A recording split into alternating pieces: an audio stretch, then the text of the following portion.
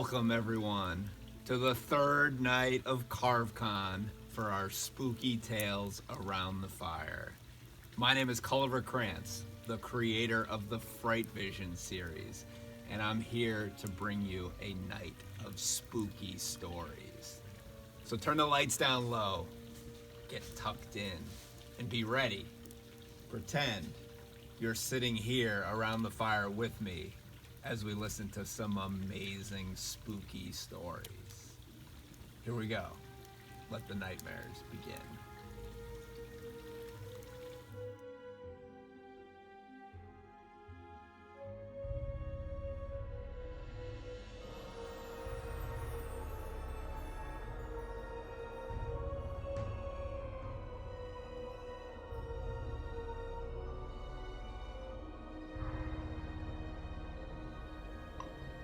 Howdy friends, I'm Kalvin Ellis. And I'm going to read for you today a little story that I wrote called Don't Turn Around. I hope you enjoy. Carter plopped down on the couch and picked up his tablet to find a game. He clicked the power button and the device sprang to life. He sighed as he scrolled through all of his normal games. He had played them all so many times. Today he just really wanted something new. Mom, can I buy a game? He yelled from the couch, but got no response. Mom? He said again, this time looking over the couch and into the kitchen. Carter stood and looked around the house. His mom had been there just a few minutes ago. She had told him that he should go play some games while she cleaned the kitchen, and then they would have lunch. He walked around looking for her and calling her name, but she was nowhere to be found. Mom? He called one last time before settling back into his spot on the couch. He turned the tablet on again and resumed his scrolling. There were driving games and puzzle games, and games where you got to build your own towns, but Carter had played them all. He had just resigned himself to playing more of a resource gathering and building game when an ad popped up on the screen. The advertisement showed a tall, thin man in a black suit standing in the middle of the street. He had a big, crazy smile on his face, and sitting next to him in the road was a large crate. And on the side of the crate, in bright red letters, were the words, "Danger. Do not open." The game was called Don't Turn Around. And according to the ad, the game was currently free for a limited time. Carter looked around the room. His mom had told him that he couldn't buy any games without asking. But this game was free. He thought about it, and then he hit the download button. In no time, the game opened. The download seemed too fast for a good game, so Carter assumed that the game was going to be trash.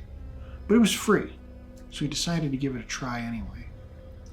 The main screen appeared to have great graphics. Not lifelike graphics, but a cartoony version of lifelike. Almost as if they had loaded a video into a computer and then colored it with a cartoon filter. A voice from the game spoke as the words popped up onto the screen. "Welcome to Don't Turn Around. There is only one rule in this game, and that is you cannot turn around. Now choose your player," the voice said. Carter turned and looked behind him again into the kitchen. When he looked back at the game, there were 3 characters to choose from. They were all kids his own age. There were 2 boys and a girl. They were all dressed like normal kids. They didn't seem to have any sort of special things about them. "What the heck?" Carter said. "Can't I create my own character? These look boring." He clicked around on the screen, trying to see if he could make his own, or if there was at least something that told him the character's strengths and weaknesses.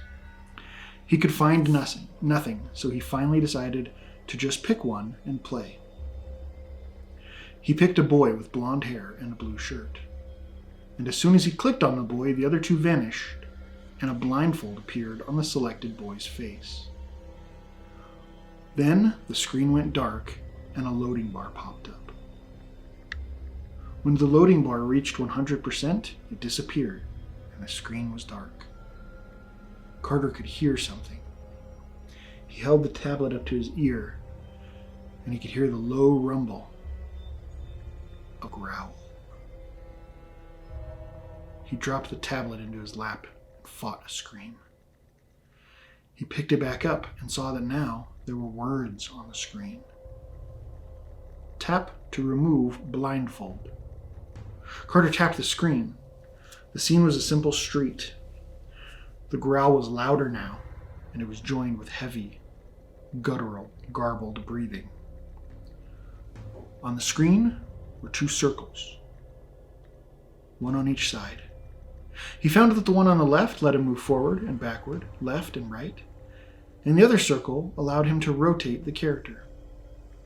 He moved the character around to get used to the directional motion, and then he rotated to get used to that control. But as he turned, there was a roar, and the screen went red and then black.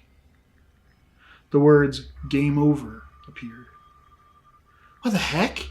Carter said. "Play again," popped up on the screen, and Carter clicked it. They were serious about that "don't turn around" thing, he said. He was surprised when 3 totally new characters appeared on the screen. This time, 2 boys and a girl. Carter clicked the girl. And, as before, the other 2 vanished, and the blindfold appeared on his character. As soon as the loading bar disappeared, he tapped the screen to remove his blindfold. The street was the same, and he could hear the growl behind him. He stood for a moment, looking at his shadow cast on the street in front of him, and not wanting to accidentally turn around. He fought back terror, as his shadow was cloaked by an even larger one. Something was behind him. He hit the directional circle, and the character lunged forward and began to run. The sound behind him grew louder. The roars were so loud that Carter felt like he couldn't hear himself think. He could hear the thing getting closer every time he slowed down, so he just held the button and continued to run. He ran up alleys and cut across lawns, and as he was running through a yard, there was a big bag of leaves, and the words "tap to jump" flashed across the screen. He tapped, and the girl's character leapt over the bag. He could hear the beast behind him tear through it, and he'd hoped it would slow him down, at least a little, but it hadn't. As soon as Carter turned the next corner, he ran smack dab into the side of a car that was parked on the street. The shadow closed around the girl's character, and the screen went red, and then black. But before it could, he heard the girl scream. Play again? Carter clicked the button, and 3 brand new characters appeared again. He would play the game for the next hour and a half. He wasn't sure where he was supposed to be running to, and he never made it very far before being caught. A few times he got hung up jumping over a fence. Another time he just decided he was going to stand there and turn and see what it was behind him. But as soon as he turned, he saw a claw, and for a split second before the screen went red and the game ended, he could hear screaming again. "This game is impossible," he said as he set the tablet on the table. The words "play again" flashed across its screen. After a moment, the tablet began to beep, along with faster flashing of the words. Carter tried to exit the game, but he could not, so he just left it sitting on the table. "Mom?" he yelled into the empty house. "Mom, are you home yet?" As if the tablet was responding, the beeping stopped, and the screen went red as the words disappeared. After a moment, the red was replaced with something else. There was a face on the screen. It was a child, about his own age. They looked like they were holding a tablet on a video call with him. But what confused Carter was the words on the screen. They said, "Choose your player," but the words were backward.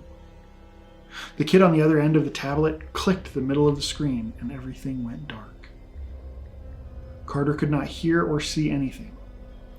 He tried to yell for help, but he could not. Then he felt wind on his face, and he could hear a bird in the distance. Then the sound of the bird was replaced by a loud rumble. Carter reached for his face, and he could feel that there was cloth covering his eyes. And then the words "tap to remove blindfold" flashed in front of him. The blindfold lifted magically from his face, and he could see that he was now standing on the same street he had been playing on for the last hour and a half. And he could hear something behind him. The realization that he was not in control of his body hit him just as he started to turn around. The end.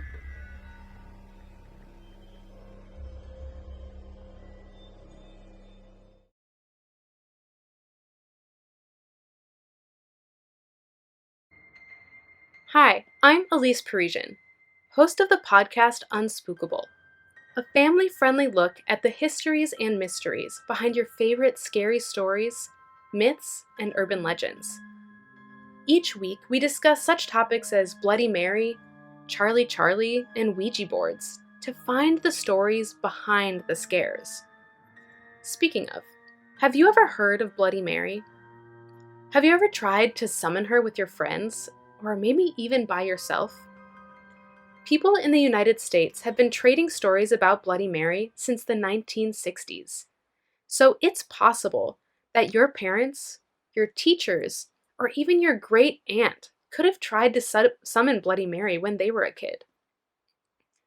I remember one time when I was a kid, I was at a slumber party with my friends, and they all really wanted to do Bloody Mary, but I was too scared. So I sat outside the bathroom and was the designated guard so that if my friends didn't come out, I could go get help. I was terrified. I was sure that something was going to happen, even without any proof. So where does that feeling come from? Why do generations of people keep going into the bathroom to try and call something that may scare us? Get comfortable, because we are about to find out. Bloody Mary can be described as a myth, legend, or superstition. A story or practice that may have some grounding in historical fact, but is likely fiction, and may be used to try to explain deep truths about what it means to be human. If you've ever heard the Greek story of Prometheus, and how he stole fire from Hephaestus, the Greek god of fire, in order to give it to humans. Or maybe your town has a special spot, like a creepy bridge or an old house, where something magical or spooky happens. These stories are all in the world of myths, legends, or superstitions. Now, what about Bloody Mary specifically? Well, we said that a myth may have some historical fact to it. Does that mean that Bloody Mary was a real person? Not necessarily, but it does mean that the story we tell ourselves about her today could be inspired by a real person. There are a few different theories as to where the idea of Bloody Mary came from. Some people say she's Mary Tudor, the first Queen of England who lived from 1516 to 1558. Mary was the daughter of the famous King Henry VIII and his first wife, Catherine of Aragon. Around this time in England, the royal family was fighting over the official religion of England. Some wanted it to be Protestant, some Catholic. Mary's father had even changed religions in order to divorce Mary's mother. When she took the throne, Mary reinstated Catholicism and executed many Protestants, leading to the nickname Bloody Mary. Some people say she is Mary Worth, a woman who was supposedly practicing witchcraft on her farm in Illinois around the 1860s, the time of the American Civil War. She was eventually buried on the farmland, and when the new farmer and his wife tried to move the gravestone, terrible things started happening. And then their farm eventually burned down. The wildest part of the Mary Worth story is that there was also an accused witch named Mary Worth who lived in Massachusetts in 1693, around the time of the Salem witch trials. The Salem witch trials took place between 1692 and 1693, when the town of Salem and surrounding areas became so panicked about the possibility of witches living among them that they arrested dozens of people for witchcraft. 20 of them were found guilty and were executed. It makes sense that the story of a witch haunting a mirror might relate back to this time in American history. There's one thing that stands out to me about all the stories of the potential Marys, and it may seem obvious, but I think it's important. They're all women. And they are all women who were, in whatever place and time they lived in, made into outcasts or labeled as bad or wrong. In Mary Tudor's time, the idea of a woman being queen, without her husband, the king, being the real leader, was upsetting to many people. They did not want there to be a ruling queen of England. Mary never had any children, and though she was legally married, she and her husband lived apart for most of their lives. Mary was smart and ambitious. She had ideas about laws and religion and war. She wanted to be in charge. At a time when people thought women should be married and having children, not running countries, Mary seemed scary and dangerous. In the case of both of the stories about the two different Mary Worths, these could relate to the long history of accusing women of being witches if they didn't follow society's expectations.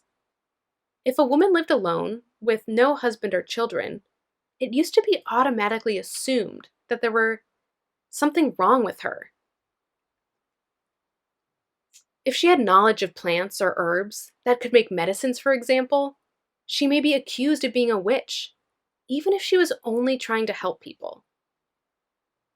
Although we would like to think that something like the Salem witch trials couldn't happen today, because we don't think that way anymore, we can all think of examples of people who are labeled as different, being feared or treated cruelly, even when they aren't dangerous at all. It seems that for all the Marys, there is a special significance to being female that makes them dangerous. Why are women without children viewed as potentially threatening? In the way that myths sometimes enable us to look at certain aspects of human society, maybe the Bloody Mary myth is a way for us to contemplate the particular fear associated with womanhood. Even if on the surface, Bloody Mary is just a scary story, if we dig deeper, there is something for all of us to question in ourselves. Now, let's look at the different parts of the Bloody Mary ritual. What do we need to call her? How do we do it? And what are some possible reasons why people have seen or think they have seen a woman appear in the bathroom mirror? I have heard a lot of people say that they tried Bloody Mary for the first time at a sleepover. That makes sense, right? Sleepovers can be a time where we challenge our friends' fears. But there's also safety in numbers. Like at my sleepover when I decided to stand guard in case something happened. So let's say we gather together our group of friends at a sleepover. What's the next step? Some people say you have to go into the bathroom with a candle or a flashlight. Some people say it has to be pitch black. What could be the significance of the single light source? Candles and flashlights often have associations with rituals of all kinds, from prayer in many different religions, to celebrations, to gathering together to tell stories. There is something significant for human beings about gathering together in low light and sharing experiences with each other. It doesn't even need to be scary. Sitting in a dark movie theater waiting for it to start, or gathering around a campfire in the summer, or lighting the candles on a birthday cake and singing. All of these rituals depend on the contrast between darkness and light. It seems to be something we humans are drawn to. Bathrooms play a role in other myths and superstitions that you may know about. Have you ever heard of Hanako-san or Akamanto?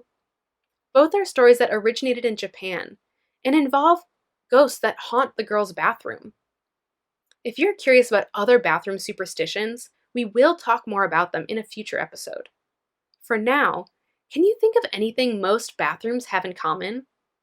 And no, I'm not talking about the toilet. Mirrors. It seems the most important element in the Bloody Mary superstition is the mirror. Many of us use mirrors every day. So, how did they become a symbol for paranormal or supernatural stories? The mirror as we know it today, with the silver glass surface, wasn't invented until 1835. But before that, as far back as 600 BC, people have been using the polished surfaces of natural materials as mirrors. Since these early beginnings, people have associated mirrors with magic, superstition, or divinity. Many of our ancestors would not have seen as many mirrors as we do on a daily basis. So, seeing your own reflection in another surface could have been perceived as a magical occurrence. Stories of being able to tell the future through the mirror appear in the Bible in the 1st century AD, and in the writing of Geoffrey Chaucer in the late 1300s, and William Shakespeare in the late 1500s. Robert Burns, a Scottish poet, wrote in 1787 that if you stand in front of a mirror, holding a candlestick and eating an apple, a spirit will appear. There are so many examples going way back. But can you think of a story that uses a magical mirror that remains popular today? One of my favorites that comes to mind is the Mirror of Erised in Harry Potter. The mirror is magical in that it reflects a person's deepest desires back to them. So Harry sees both of his parents standing next to him, even though they're dead. The trouble is that if you look at a mirror and see yourself as, say, a super famous soccer player, or standing next to your lost family, you might just stay there and live in a fantasy instead of the real world. A magic mirror also had power over the evil queen from Snow White, whose vanity turned out to be her downfall. The evil queen is a more well-known example of a popular belief about mirrors, that if you weren't careful, you could become obsessed with your own reflection. A book of folklore, published in 1883, warned. There was a certain girl who was very vain and fond of standing before the looking-glass herself. One night, as she stood gazing at herself, all of her ringlets were covered with dripping sulfur, and the devil appeared peeping over her shoulder. Fictional representations of magic mirrors come out of a long history of real-world superstitions. Ever since the 18th century, mirrors have played a role in death and mourning traditions in cultures all over the world. For example, in China, after a death, mirrors are removed from sight. The belief is that if one were to see their reflection, a death would happen in their family soon. In Jewish culture, after someone dies, the family sits Shiva, where those mourning stay together in the home of the bereaved for 7 days. During this time, all of the mirrors are covered to prevent vanity from distracting from mourning. Some also believe that an uncovered mirror was an open invitation for ghostly apparitions to appear. So why is it that so many people around the world believe they have seen spirits or monsters in the mirror? Scientifically, it can possibly be explained by something called the Troxler effect. The Troxler effect can happen when a person stares at a reflective surface in a dimly lit room, causing them to experience visual distortion and hallucination. In a perception study, Researchers found that people who were instructed to stare into a mirror in a dimly lit room saw many frightening things, including severe distortions of their own face, the face of a parent, an unknown person, or fantastical beings. Sounds pretty scary, right? It doesn't have to be. The Troxler effect happens pretty much just because our brains get bored. So, there you have it. A little bit more about this scary game that seems to pop up everywhere. Now that you know some of the reasons people may have invented Bloody Mary in the first place, does it make you believe in the legend more or less? Do you think it's impossible? Or do you think that if you head into the bathroom with a flashlight and say her name 3 times, she will appear? Well, there's really only one way to find out. Now, if you enjoyed that little bit of history, then you might enjoy full episodes of our podcast, Unspookable, where we talk about the history of things such as zombies, Momo, witches, and more. You can find Unspookable wherever you get your podcasts. Thanks for listening, and a big thank you to Carve-Con for having us. Bye.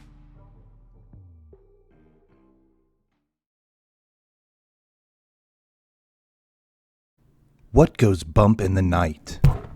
Why does an old door always creak? What makes a bare tree branch scratch against your window? These sounds can be explained away, but they always bother us. They leave us questioning, what's that? Who's there? Be sure to listen to the snapping, the scraping, and the creaking. For if you don't, you may find that the most terrifying sound is silence. I'm going to tell you the story of the noisemaker. See, I first heard about the noisemaker from my grandfather. According to Grandpa, the noisemaker was a tiny creature that stalked the streets of our town, scaring people with spooky sounds. Sounds like a mouse squeaking under your chair, or footsteps following you on a dark street. Apparently, he liked to watch for kids who were telling scary stories. When Grandpa was a little boy, he and his friend were telling ghost stories in the woods behind the middle school. The next day, his friend went missing. They couldn't find him anywhere. They only found his coat hanging from a tree in the woods where they had been telling the ghost stories. He was never seen again. My grandpa told the police they heard someone moving around in the dark woods that night, but they couldn't see who it was. They even heard him singing in the distance. This is where it really gets weird. The voice they heard said something like, "Over the hill, behind the tree, up in the air, is where you'll find me." I told this story to my friend Eric when we all gathered at his house one night to tell ghost stories. Just as I finished the story, we heard a rustling outside the window. We all jumped. What was that? When we rushed to the window to see who it was, we didn't see anything at first. Then we saw a shadowy figure of a little doll-like man running into the streetlight. He stopped without warning and turned to look at us. The streetlight cast an orangey glow on his face, making him look almost like an evil troll.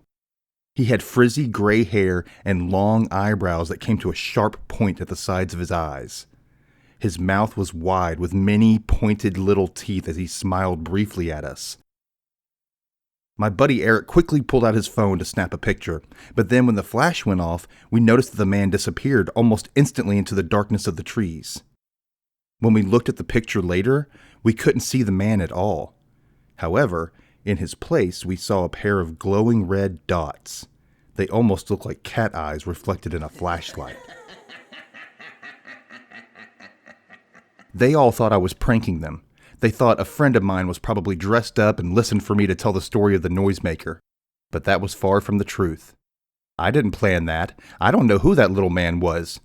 But I wish I did, especially after what happened to Eric. See, Eric and his twin sister Laura were training for this bicycling marathon. They were really into it and wanted nothing more than to win the race. One day, the twins took a new bike route that took them over Huckleman's Hill, the steepest spot in town. At the bottom of Huckleman's Hill was a fallen tree. The bike path wasn't far, so they stopped to take a break for a sip of water. It had been a while since either of them had been near the woods.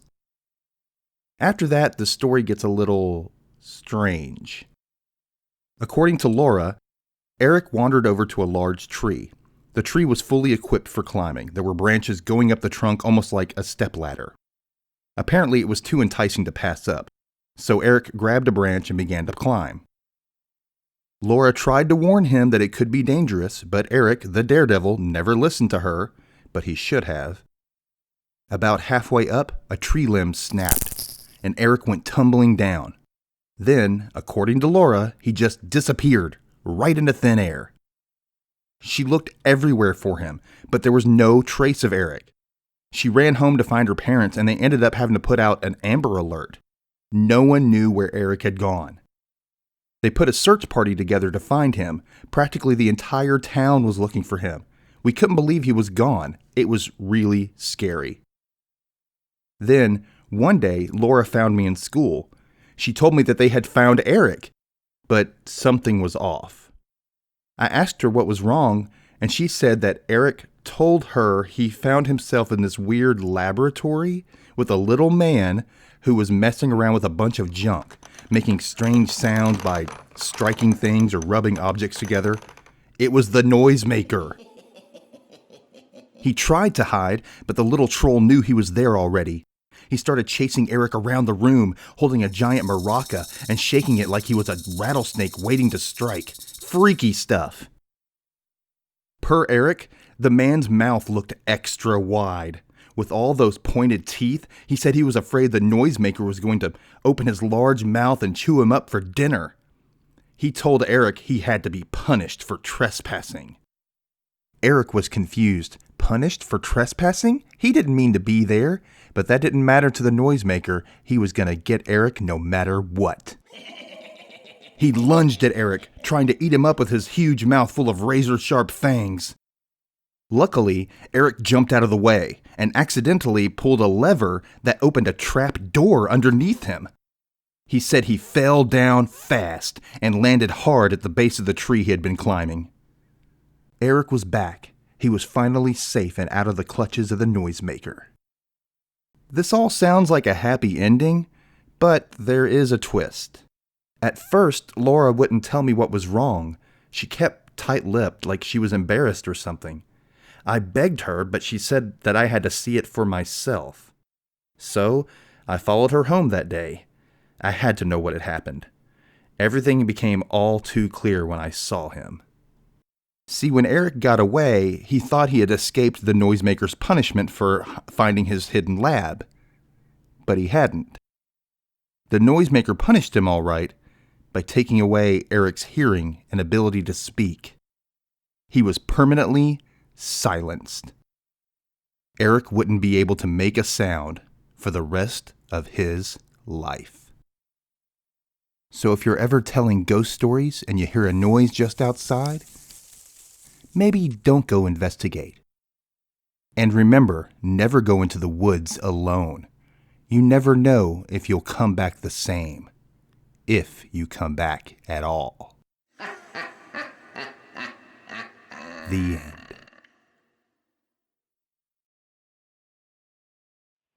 Hello, my name is Joshua Marsella. I am the author of Scratches, and this is my short story called The Cauldron.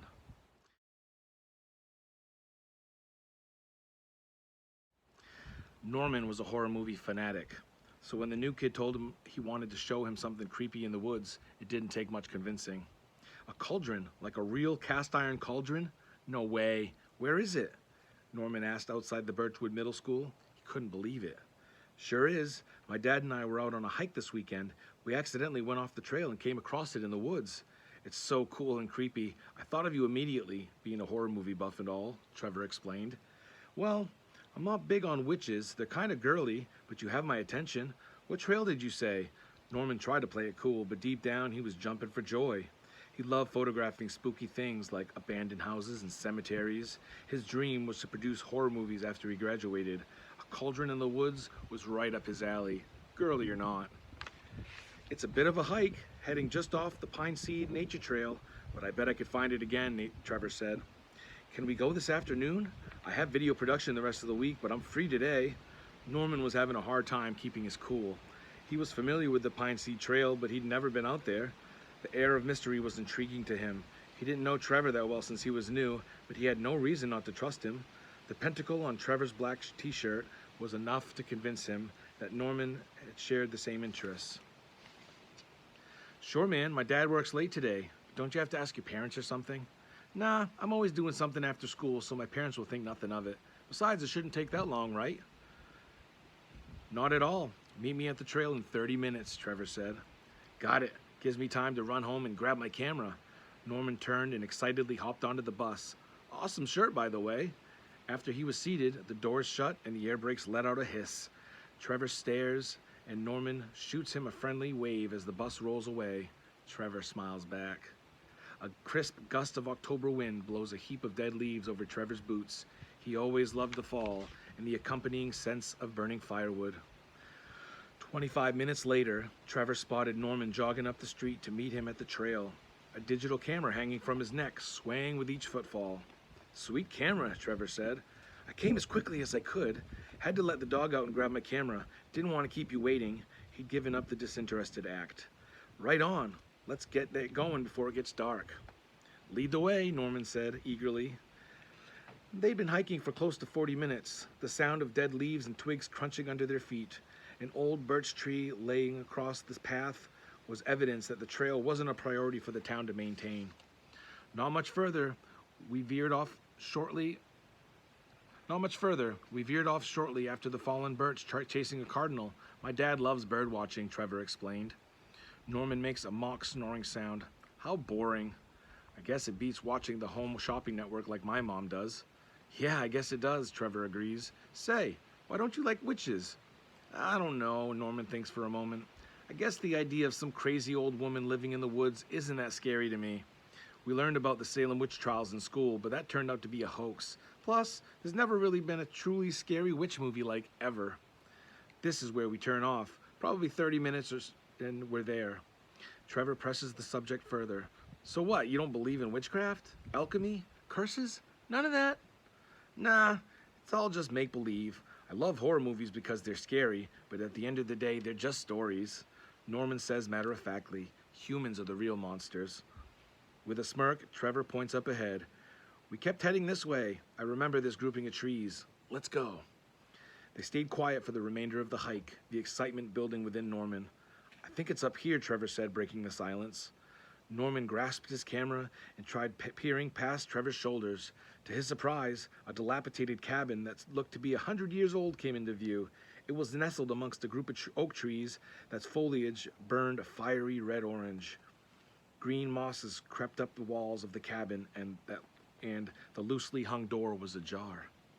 Whoa! Norman was ecstatic. You didn't tell me about this. He ran ahead of Trevor to get a closer look. It was a surprise. Like it? Trevor pointed. The cauldron is in there. Norman had begun snapping pictures from all different angles. The flash of his camera lit up the clearing as the sun was setting lower. Do I? Let's go in. Norman snapped a few more shots approaching the cabin. The soft wood felt damp as he pushed the door open. Trevor lagged behind. Norman was enthralled by what he saw. In the corner was a rocking chair. He snapped a few shots. A shelf thick with dust on the wall held glass jars filled with unknown liquids. His flash lit up the room. Turning, he could barely make out what he'd come for. A large black cauldron sat in the darkness. Wow! There it is! Trevor, it's here! Norman called, oblivious that no response came. As his camera flashed brightly, lighting up the cauldron, his heart jumped as he thought he spotted someone in the corner. Hesitantly pressing the shutter release again, the cabin lit up. A scream escaped his mouth. The camera dropped. Trevor heard choking from inside the cabin, followed by silence. He mocked the sound, then pushed open the door and picked up the camera. The image lit up on the LCD screen was of an old woman in a gray cloak. Her bony hands outstretched and her enraged expression was the last thing Norman ever saw. "You sounded scared to me," Trevor scoffed. "Love you, Grandma. See you next year." He shut the door behind him. He made his way back to town, contemplating how he'd forged the runaway letter. The familiar scent of burning logs filled his senses, and he knew he'd done a good thing. The end. Thanks for listening. Happy Halloween.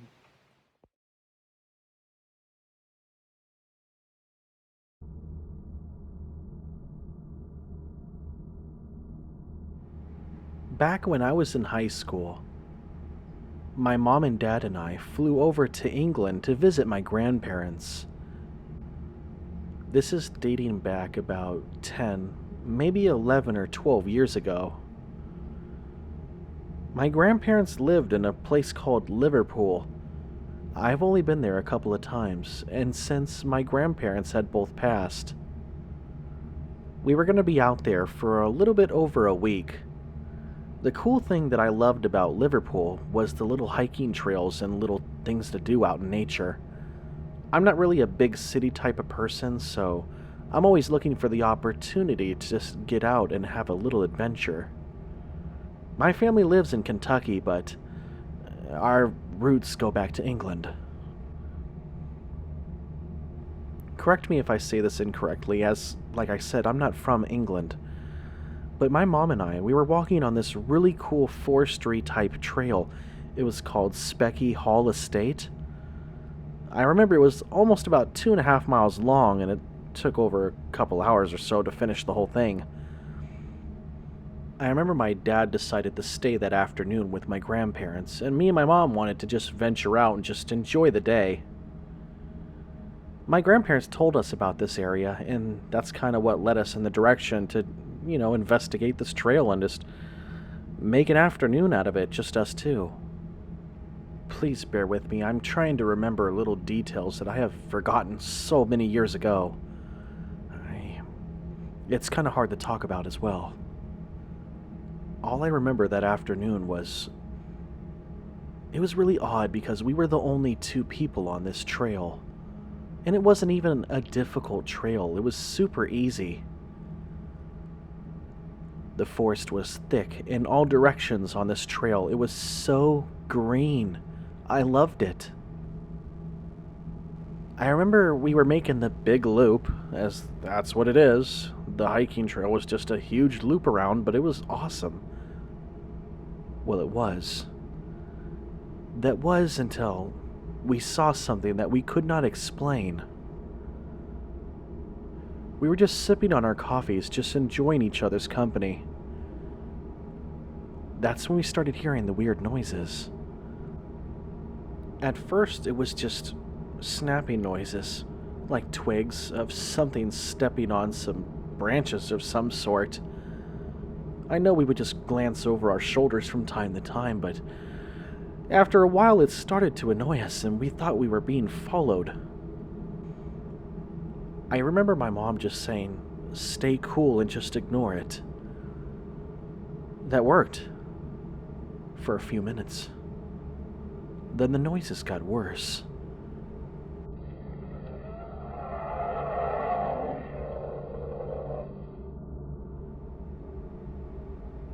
I don't know what that was. Neither did my mom. We stopped in our tracks on the dirt trail and just looked around, investigating our surroundings, but also behind us as well. I don't know what was making that noise, but it sounded like it was really close. After we heard the moaning or screaming of something, we just stood there and waited. Eventually, all the noises just completely disappeared. We slowly started to make our pace back to the car. Then again, the snapping noises returned. I quickly turned around. The last snapping noise was definitely louder than the ones before. That's when I saw it. I remember squeezing my mother's hand when I saw it. It was out of reflex. She turned around and saw it too. It was this weird, furry, beast-like of a man, but I can't explain it. It's hard to even talk about. It's given me so many nightmares back then. It had the head of a dog, but it had the body of a man. It was probably about 5.5, maybe 6 feet tall, slender with an upper muscular build. It was hunched over still. I only saw it for a second. It seemed like as soon as it noticed that it was discovered, it just darted off back in the brush and completely disappeared on our right behind us. We were being followed. By who? Or by what? I don't think we'll ever know.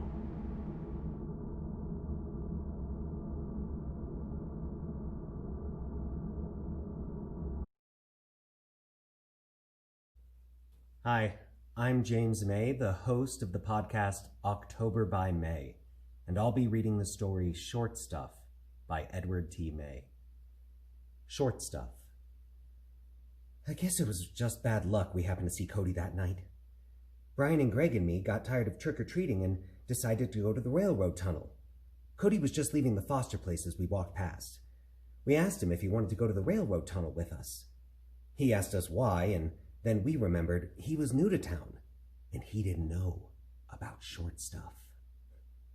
I told Cody about how there used to be a guy in town named Short Stuff. Some people said he always had that nickname because he was so short. Other people said he only got that nickname after the accident in the tunnel. And some people weren't even sure if he was real or if he was just made up. Anyway, this is how the story goes. Short Stuff was a bum, and he liked to drink. He made a little camp for himself inside the railroad tunnel. One way he made his money was by begging pennies from people. Then he would take the pennies back to his camp and put them on the railroad track. After a train came along and flattened out the pennies, he would come back into town and try to sell them to people. One day, Short Stuff found a bottle of whiskey that had fallen out of somebody's pocket. He got really drunk and went back to the tunnel to lay some pennies on the tracks. He passed out and fell on the tracks. Some people say he fell over head first, and other people say it was his feet that ended up on the tracks. Whichever way it was, he lost part of his body when the next train came through. So now, on Halloween, Short Stuff waits inside the tunnel for someone so he can take their head. Or legs, whichever. Now, Short Stuff didn't die on Halloween. That's just when he's supposed to wait for people. I guess it happened that way because Halloween is supposed to be the scariest night of the year, and you expect really scary stuff to happen then. You see what I mean? It just wouldn't make as much sense for Short Stuff to wait for people on July 18th or February 3rd, even if that's when he did happen to die. Anyway, if someone really did come across Short Stuff, they were supposed to grab him and hold on tight and not let go, because if they let go of him, that's when he would take their head or legs, whichever. They had to keep holding on to Short Stuff until just after midnight, until Halloween was over. Only after midnight was it safe to let go. We explained all of this to Cody and told him we were going to walk from one end of the tunnel to the other and back again, without flashlights.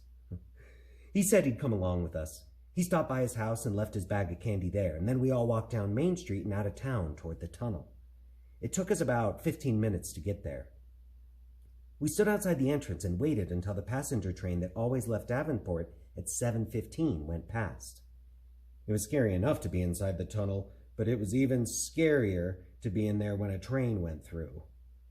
As we waited, we told Cody about the stuff written on the wall to the entrance of the tunnel. Just some goofy poetry written by kids. We couldn't see it then because it was so dark, but I'd been there in the daylight, and I knew what was written. One of them went like this. Short Stuff's dead, that's what we were taught. But on Halloween night, he'll prove he's not. Anyway, one made fun of Short Stuff because he drank too much. I can't remember the exact words, but it went something like this. Avoiding railroad tracks when drunk is the test of life Short Stuff did flunk. Oh, and there was another one at the other end of the tunnel, too. Did he lose his head or legs? We're not sure how he died, but he's waiting for you now, in the darkness inside. In the daytime, we would all laugh at these words. I mean, they were stupid, but in the dark, on Halloween, whoa, we didn't laugh. After the 7:15 from Davenport came out of the tunnel and disappeared down the line, we started inside. Brian and Greg went down one side of the tracks, and me and Cody went down the other side. I was in front of Cody, with my right hand on the wall of the tunnel and my left hand out in front of me, feeling for, surprises. Because it doesn't matter how much you don't believe in something before you go in, once you're inside and you can't see anything, that's when you start to believe in everything. I heard my dad one time say the tunnel is about 320 feet long. That didn't mean anything to me, so my dad told me it was like going from one end of the high school football field to the other end. I could understand that, but in the dark, it seemed a whole lot longer than that. We walked real slow, because we weren't sure exactly what was in there. I'd gone through the tunnel before with a flashlight and knew there was stuff you could trip over. Stuff like old mattresses and broken bottles and cardboard boxes. We talked to each other as we walked, because it kind of made us less scared. If Greg and Brian started going slower than Cody and me, then we'd slow down until they caught up with us. It seemed like forever, but we finally came out the other end of the tunnel. Starting back the other way wasn't as scary because we figured if Short Stuff was really in the tunnel, he would have gotten us the first time through. Brian and Greg switched sides with Cody and me. I wish now we'd gone through like before, with one person in front of the other, just like Brian and Greg had done, because then there wouldn't have been any problem. But this time, Cody wanted to walk side by side.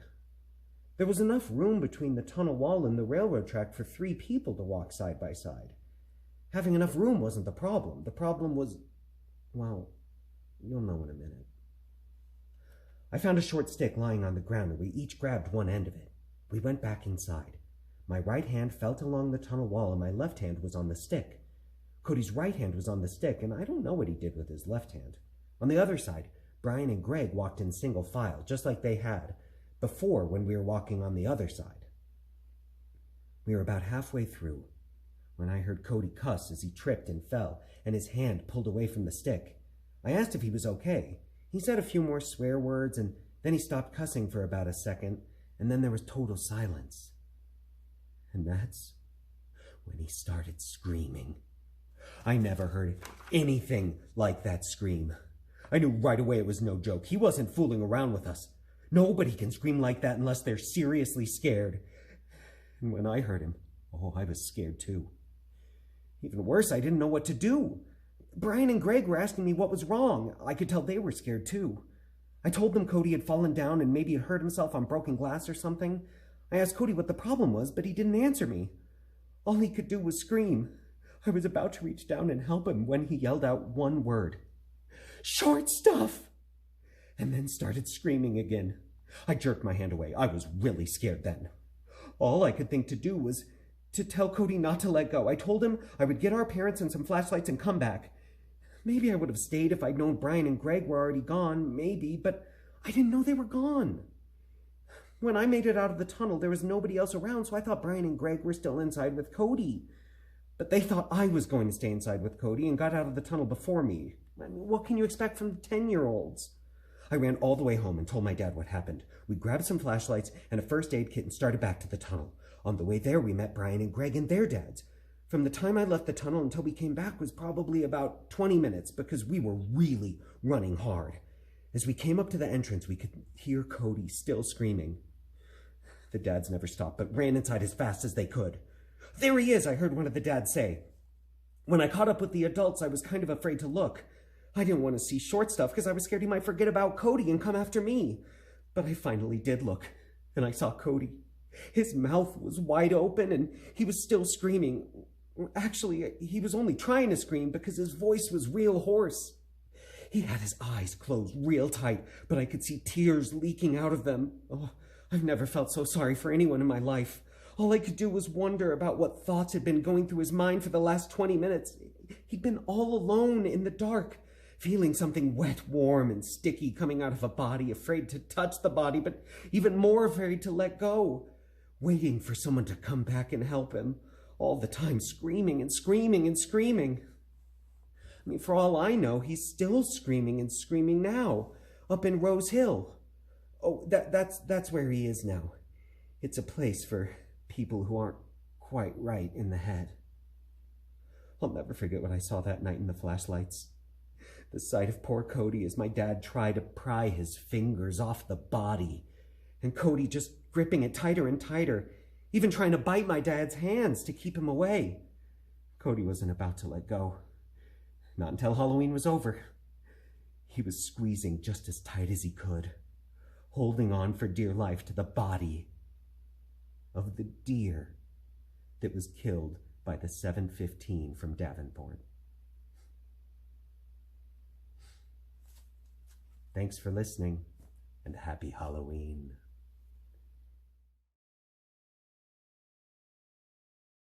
Hey everybody, my name is Cameron Chaney. I am the author of Autumn Crow. It is a book about a town called Autumn Crow Valley where it is like Halloween every night. I also have stories featured in Local Haunts, a horror tube anthology, as well as Other Voices, Other Tombs from Cemetery Gates Media. I also have a YouTube show called Library Macabre where I talk about books, movies, writing, and all things spooky.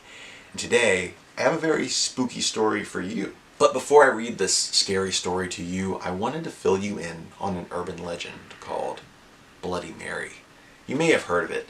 They say that if you stand in front of a mirror in a dark bathroom surrounded by candles, and you chant the name Bloody Mary 5 times into the mirror, you will see a bloody woman appear behind you. Now, a lot of people have tried this, and they have seen Bloody Mary. A lot of people have tried it, and they haven't seen anything at all. It's pretty risky to do, because they say that if Bloody Mary appears to you, she could haunt you. So you might not want to try this at home. Unfortunately, in the story that I'm about to read to you, Kevin calls Bloody Mary, and very quickly regrets it. The story is called Bloody Mary Forever, and it is featured in Nightmare Soup, Tales That Will Turn Your Stomach. Bloody Mary Forever. That's the dumbest thing I've ever heard, exclaimed Kevin. Okay then, if it's so dumb, then why don't you do it? Taylor stood with his arms folded, testing his brother's bravery. Fine. Kevin marched into the bathroom and turned on the light. Bloody Mary, Bloody Mary, Bloody Mary, he shouted. I'll even say it more. Bloody Mary, Bloody Mary, Bloody Mary, Bloody Mary times infinity, Bloody Mary forever. Kevin paused for a moment, gazing into the bathroom mirror. He then turned to his brother with a confident smile. See, I told you. Dumbest thing ever. Later that night, Kevin was sleeping in bed when he heard a strange shuffling coming from the downstairs bathroom. Taylor? Is that you? Kevin slowly got out of bed and approached the sound. He looked down the stairs at the bathroom entrance. It was much too dark to make anything out, but he thought he saw something move. The figure of a woman. Mom? Darkness obscured most of her face, but then she shifted into the moonlight. Kevin could see her long black hair, pale white skin, and a giant ghastly smile. That was definitely not his mother. She then dropped to her hands and knees and furiously crawled up the stairs. Kevin rushed toward his bedroom, but the creature grabbed his leg and pulled him to the floor. She hovered over him, her stringy black hair brushing against his face, saliva dripping down onto his neck. Bloody Mary, Bloody Mary, Bloody Mary, it said in a garbled, broken voice. Bloody Mary forever. She then grabbed Kevin's leg and dragged him, screaming, into the bathroom. And there's a illustration of Bloody Mary right there, looking at you. Thank you all so much for listening. I hope you enjoy all of the other spooky stories in this video. Have a very happy Halloween, and I hope to see you over on my YouTube channel. Bye. Wow, that just about does it for the 3rd night of Carve-Con. Where has the time gone? I hope that all of you and your families have enjoyed the different events that FrightVision has been able to put on as part of Carve-Con. But we're not done just yet. First, I would like to extend a huge thank you to everyone who volunteered their time, who created a video, a short story, and told it to all of you. We saw some amazing stories tonight. Really spooky. Fiction, nonfiction, legend, and who knows? And all of these people were kind enough to put together a video for all of you to see. So, I hope that all of you will check out more information about all of these great people. If you go to the FrightVision website, www.frightvisionbooks.com, click on Carve-Con, and it has a list of all the participants of Carve-Con. And when you click on their pictures, it shows you how you can find more information about them. And so, before we call it a night and completely wrap up the third night of Carve-Con, I am going to send you to our last special guest of the evening who will close out the entire evening. So, I was beginning to feel a little left out as I watched all of these incredible videos. So I created my own spooky short story, and I asked someone, a special guest, if they'd read it for me. So as I bid you happy nightmares, I am going to send you to our last special guest of the evening, my dad.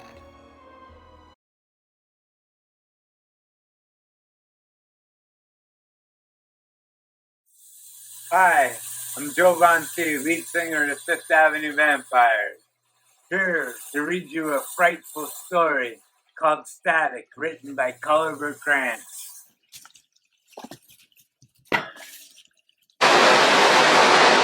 My eyes slowly opened as a brisk breeze came across my body, instantly chilling me. I had to blink a few times as my vision was slowly coming back to me. I grabbed my ears, trying to block out the awful noise. I picked my head up and noticed it was coming from the television. Static, white noise attacked my eardrums like never before. I scrambled for the remote, trying to turn it off, before my parents came down and yelled at me for staying up past my bedtime. My finger found the power button and I pressed it as hard as I could, but the television didn't turn off.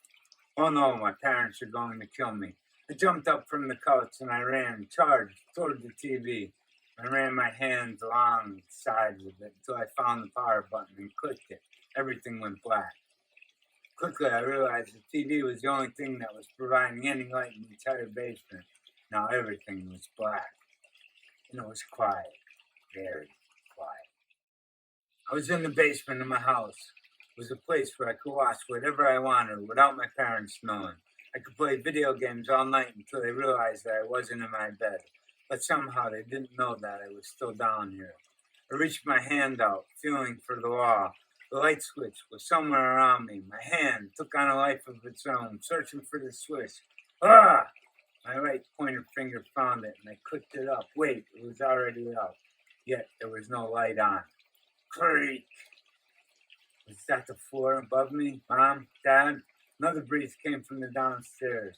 Why was there wind in the basement? I felt the hairs on the back of my neck rise to attention. Goosebumps charged my skin. Bam! That was the door closing, and it wasn't coming from upstairs. The only way out of the basement was a hatched door that led outside. No one has opened that door in years. I'm almost 12 and I've never seen that door open. But that sounded like it was coming from down here. My eyes tightened, desperate to see what was happening around me. Even though my vision wanted to adjust to it, everything around me was complete darkness. Tap, tap. Is that someone walking towards me? Tap. Mom, Dad. My voice quivers as I called out to my parents. Then nothing. The tapping stopped. I tried to find my way toward the stairs. My hand again followed the wall, trying to find the banister. I felt air again, this time in the back of my neck. Instantly, I turned around. It couldn't have been anything, could it? My eyes watered with fear. I just wanted to get upstairs to my room, my parents' room, anywhere safe. My throat tightened It was so dry. I wanted to scream, but I couldn't. I waved my hands frantically until I found the stairs.